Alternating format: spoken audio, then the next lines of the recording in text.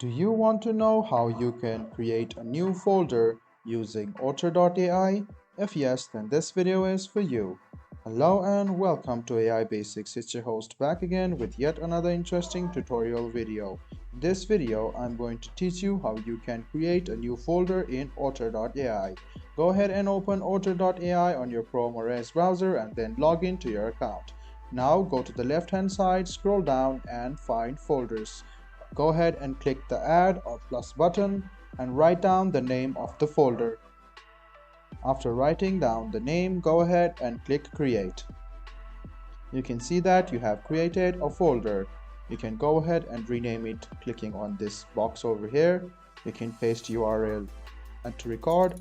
You can click record to start recording, and you can import the audio or video file in this file. Now if you want to rename the folder, you can do it from here, and you can delete the folder as well. So this is how you create a new folder using Otter AI.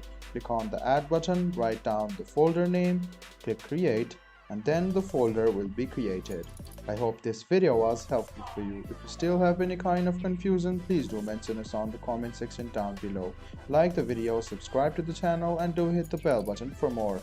Hope to see you in the next video as well. Until then, goodbye, take care, and make sure you enjoy.